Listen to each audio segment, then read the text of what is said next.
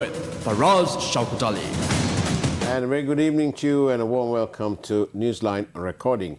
My guest this evening is Dr. Paikiasothy Saravanamuttu, the Executive Director of the Center for Policy Alternatives.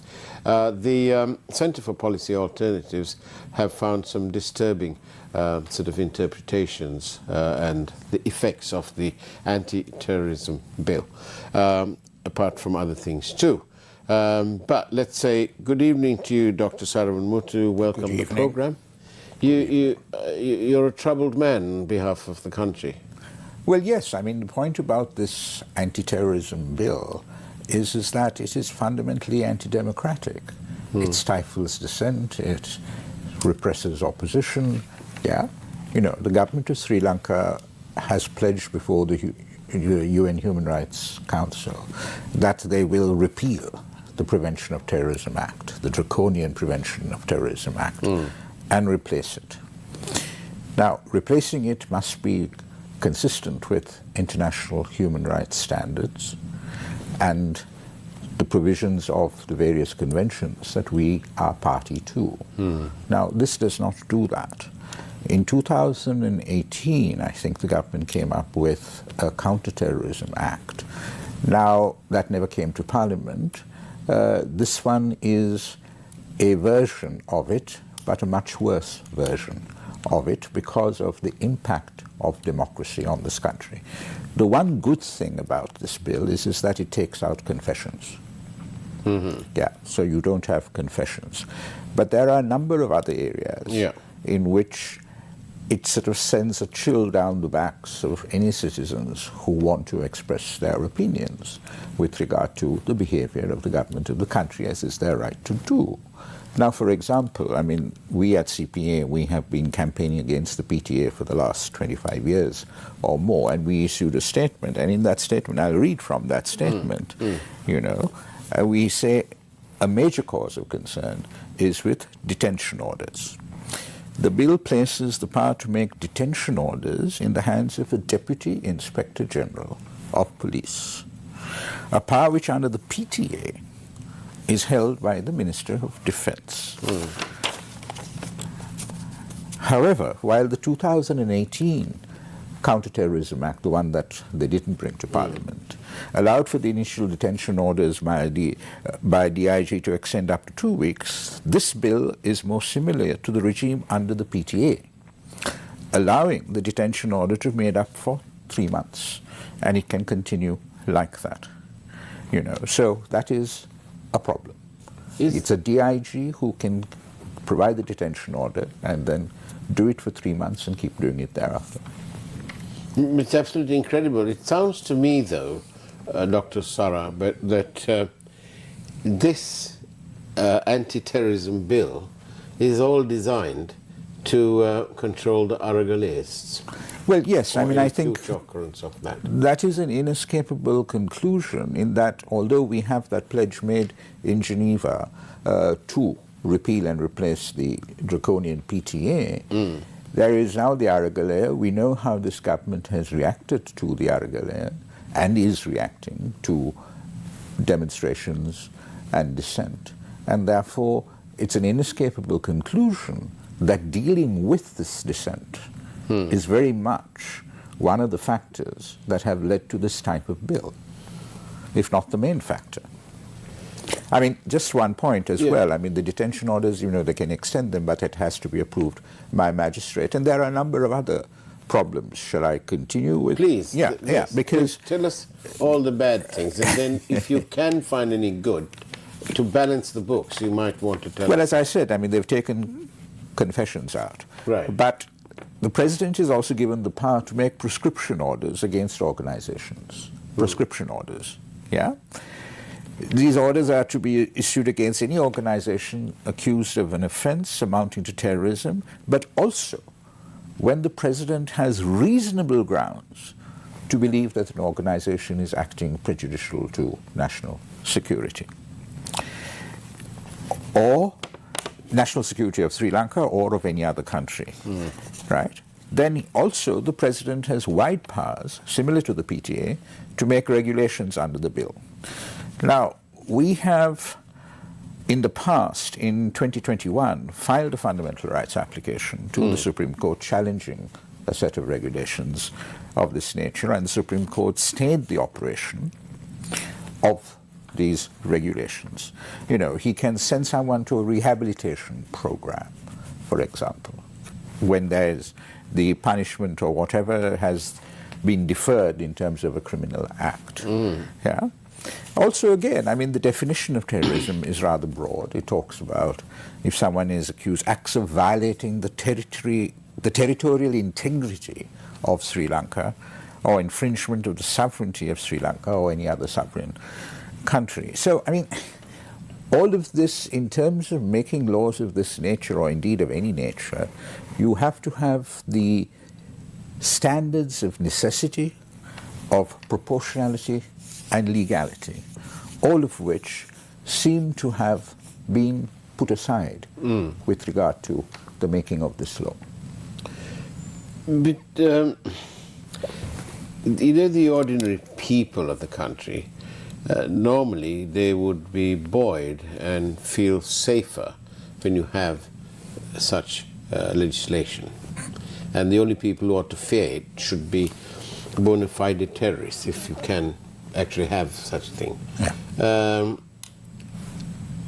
So, should the people? Why are the people? Why do you say that the people are so at risk? Because the laws are so severe, the punishments, as it were, are so severe, and in this country we have a history of executive abuse of the democratic rights of our citizens. We know what the PTA did to the lives of countless Tamil youth who languished in jail for 10 years, sometimes 20 years, etc. You know, so the problem here is in terms of definition. The problem here is in terms of intent of the government, and it's also a problem with regard to the judicial oversight with regard to this. And the judicial oversight is either weak or absent. You know, so the ordinary person, you're quite right. I mean, if you're not going to commit a terrorist act, you should not be concerned. Yeah. But you don't know whether you're going to be committing a terrorist act, given the definitions of terrorism that there are. And particularly if you want to express your opinion with regard to how the government is acting, then you might have to think twice, thrice, or even more, because you could be liable to this, to the provisions of this act. So it's pretty serious business, really. It is a pretty serious business, because we've gone from the, you know, from saying we're going to repeal the PTA to bringing in something that is arguably worse. And, you know, overall, this is about terrorism in this country. We would have liked to have seen consultation with civil society. Some of us, as I said before, who have campaigned against this for the last 25, 30 years, you know, there was hardly any or no consultation, not that I'm aware of, in terms of the necessity for the bill, the proportionality, the legality, all of those things were never really discussed with civil society. So, I mean, at the end of the day, what is going to happen in terms of the consequences of this bill? And I can't get away from saying that the consequences of this bill are going to impact the democratic health and future of this country considerably. Thank you, Dr. Saravanamuttu. But do we need counter-terror laws in Sri Lanka? Well, exactly. This is the whole point, and this is where the consultations, the discussions, the debate should have begun. We could amend our criminal procedure code, for example. We have laws which, with a certain amount of amendments, could be brought into line with the whole question of dealing with acts of terrorism. But you know, when you think about acts of terrorism, look what has happened with regard to the Easter Sunday bombing. Has anything really happened in that context? It wasn't prevented. Neither really has it been punished. Absolutely, it's certainly not been punished. And there was a remarkable breakdown from what we have read about how they handle the information. No, absolutely, and there are people of high standing who have come out and said, look, that this is probably a political conspiracy of some sort. But yes, indeed. there are claims of there being a mastermind Well, who appears to be still the mastermind, but no, nothing is happening. Nothing is happening. It's very typically Sri Lankan thing, apparently, according to a Dutch tourist. He shrugged his shoulders and he said, Well, what can you do? What can we do? Well, this is exactly what we have to change. And when we're coming to make laws, we have to erase this response of what can we do. So we have to come up with laws that protect and strengthen our civil and political rights, indeed our economic rights as well, and that we don't sort of cave in and capitulate and feel powerless. If we are a democracy, we are supposed to have the power as citizens. Going back to this business about under this proposed bill, the Anti-Terrorism Bill, the prescription.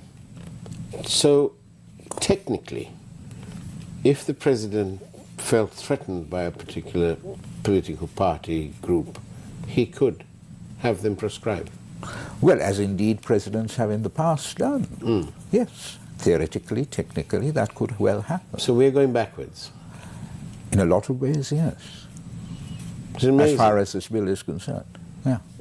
Amazing. You see, the president has come out and said that he is putting the economy first and foremost right in the forefront of public affairs. So why is he messing about with these anti-terror laws? Well, so this is the thing, is I think he has to recognize that, look, economic prosperity cannot be built on a violation or on dwindling civil and political rights. The two have to go together. You can't sort of silo one off against the other. You can't do that. The two have to go together. There is this whole question of legality. There is the overarching question of legitimacy. And clearly that is at issue. But they say that responsibility is sort of built on a foundation of truth. And so when we go back, when the people of Sri Lanka roll back the footage, the archives, which we may not have, but when we go through that, it seems to me that one thing has been very consistent, that our politicians have misled us, have basically, if you want another word, been economical with the truth, or even another word, like lied to us. And it's almost ironic that we're not changing that, but we're going back to some comfort zone from the past. No, exactly. And, the thing is this, is that, I think, as I said, the president has said that he wants to, start afresh as far as the economy is concerned and change the culture of entitlement and all of that kind of thing. But he has to recognize that you can't really do that without a proper political foundation. Civil rights, political rights, economic rights cannot be divided up and separated. They have to go together, And the sooner we realize this, the better, because we've just entered into an IMF agreement. As we've been told many times, the path ahead is strewn with challenges. And in order for us to meet those challenges and suffer whatever sacrifices that have to be made, we have to be able to believe that the government that we have, we can trust, and that we have confidence in it. So actually, we're not more than in search of democracy. We're in search of integrity. Absolutely, and I think in this respect, integrity and democracy go together. Integrity is about taking responsibility, holding yourself accountable. It's not about impunity, which is a cancer on our body politic that has been ruining us for the last so many years. And on that note, let's go for a quick break and take a peek at this evening's headline news. And we'll be right back with Dr. Paikiasothy Saravanamuttu from the CPA, the Center for Policy Alternatives. See you on the other side.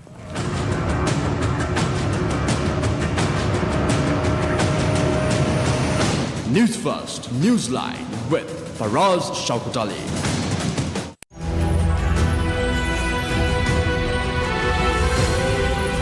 TV1, TV for life. Fuel quota for vehicles increased with effect from midnight. Litro and Laughs reduce prices of LP gas. Central Bank maintains policy interest rates at current levels. Organised program was afoot to destabilise the country during the Gotabaya administration, reveals Namal Rajapaksa. Is Ranil Wickremesinghe the next SLPP presidential candidate? What happened to the anticipated crossovers?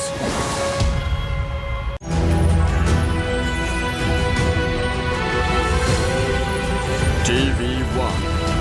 TV for life. දහසකට අධික ජනතාවගේ පිරිසිදු පානීය ජල අවශ්‍යතාව සපුරාලමින් මහකර බෑව ගම්මානයට ජල පෙරණ පද්ධතියක් ලබාදීම පසුගියදා ගම්මැද්ද විසින් සිදු කරන ලදී. ගම්මැද්ද රට නගන ජන පෞර.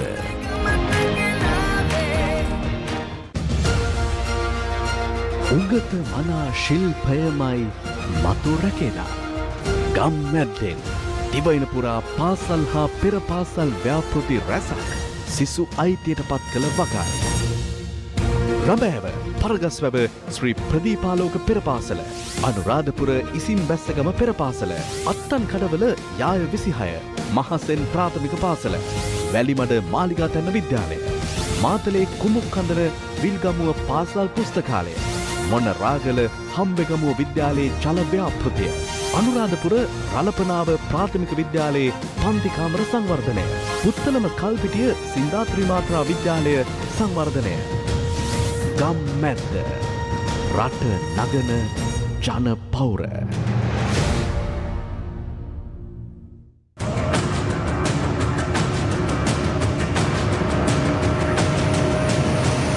News First, Newsline with Faraz Shaukatali.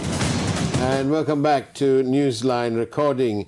And our guest this evening is Dr. Paikiasothy Saravanamuttu, the Executive Director of the Centre for Policy Alternatives. Before I carry on, I'd just like to acknowledge the several viewers that the program has, especially from overseas, from Dubai, from France, Penang, and Singapore today. And I know it's watched in other places too, but I'd just like to, we had messages yesterday from them. So hello there, thank you, and please continue with your viewership.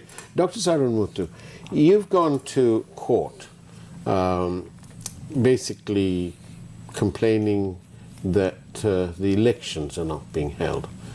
Is this just a ploy, or do you really believe that that you must go to court because... Oh, yes. Look, citizens of this country have every right to go to court. It's provided, therefore, in the Constitution when there are questions of violations of fundamental rights and over questions of constitutionality of impending legislation. Now, we have gone to court here over an election issue. Look at Sri Lanka today. The president has just one member of parliament supporting him from his own party in parliament, right?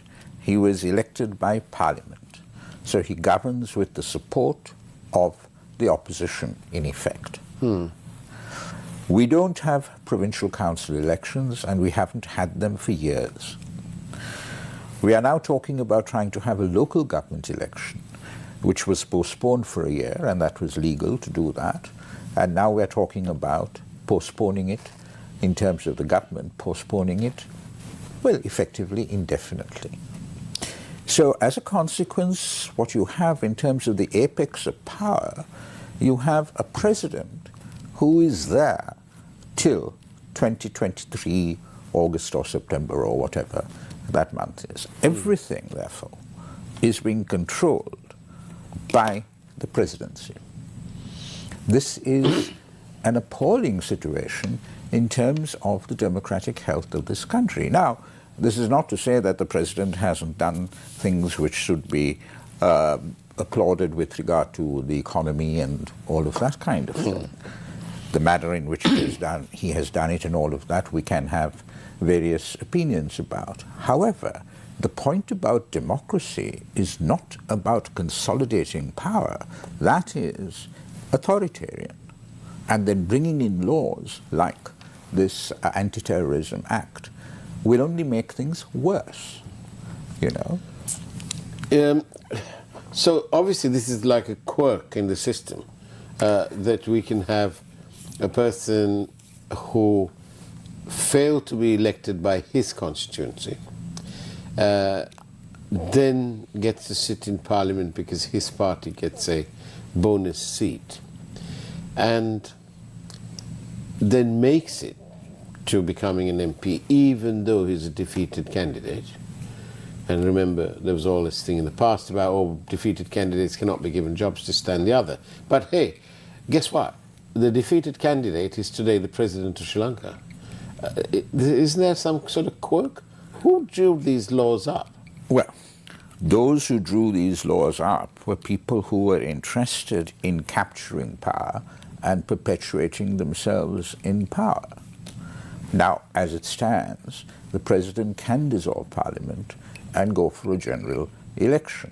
But obviously he does not want to do it because he will say that it might create political turmoil and we don't have money to do this, all of that, and that we've just got the IMF deal and that we need to sort of, you know, buckle down and ensure that we meet those conditionalities and all of that.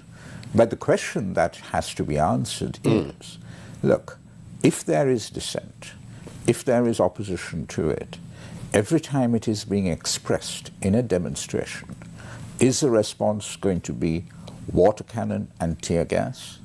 Is it going to go beyond that? And isn't that exactly what we should avoid above all else?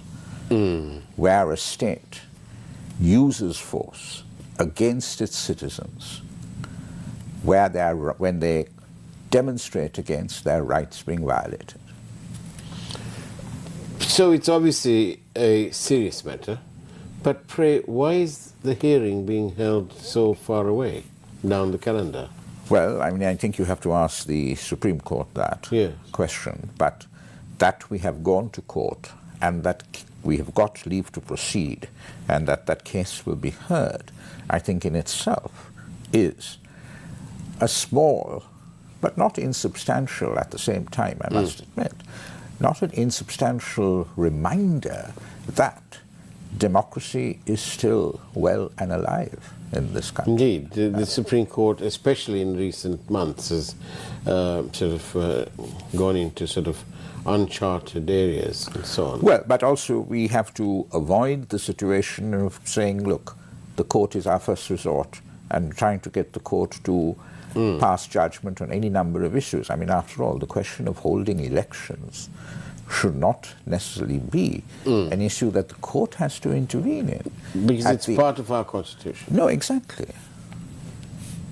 But don't you find it strange, ironic, and everything all rolled into one, that these people who've received the mandate of the people, once safely seated in Parliament, forget all about? No, absolutely, and that is why I think, you know, from campaign finance laws, but we have to go also to intra-party democracy, how we choose candidates for political parties, how political parties are administered and operate and are organized. I think those are also very key questions which are fundamental to the thriving health of a democracy. And Dr. Saravanamuttu, what about all these people who have already been charged under the PTA and so on, who are just languishing? There are all sorts of people. No, exactly. I mean, they should be set free. I mean, are we really saying that people who were taken in as part of the demonstrations that happened in the last couple of months are terrorists?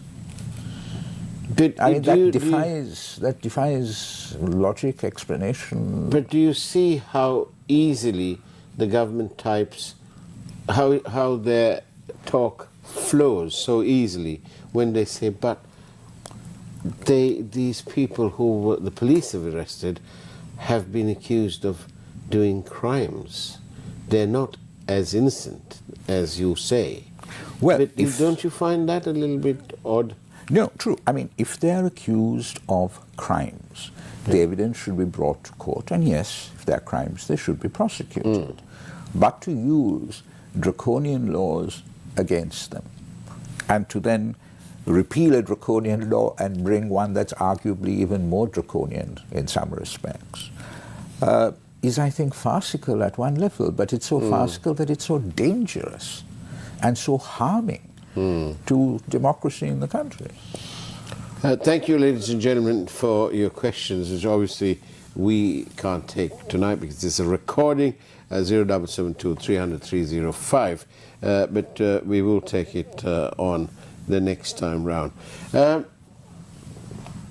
So what you're saying, really, Dr. Saravanamuttu, is that this presidency, and I suppose, I don't know, and what about the parliament then, is actually a temporary one. But unfortunately, due to some quirk in our laws, that word hasn't been used and said, well, you're only coming in temporarily. Well, yes, Ranil Wickremesinghe is president to serve out the term of Gotabaya Rajapaksa. Yeah. And when there is another election, we will then find out who our next president is going to be, and that election is due, as I said. I mean, I think it's August, September. So he doesn't really have to listen to the people when they say we won elections and you must have them. Well, he doesn't have to listen to the people, but at the same time, then he must face the consequences of not doing so. He's been facing his consequences for the last 40 plus years. Well, true, and he might get away with it, but what the citizens of this country must understand and must realize is that at the end of the day, it's not governments and not political parties who are the real defenders of their freedoms and their fundamental rights. It is them. They cannot be apathetic, they can't pass the buck. We have to take responsibility. We have to take the responsibility indeed. Dr. Paikiasothy Saravanamuttu, thank you very much for being on Newsline Recording. Thank you. Thank you, and that's the way it was. So it's now time for the primetime news, of course. Take care, have a great evening as much as you can, and as always, God bless you.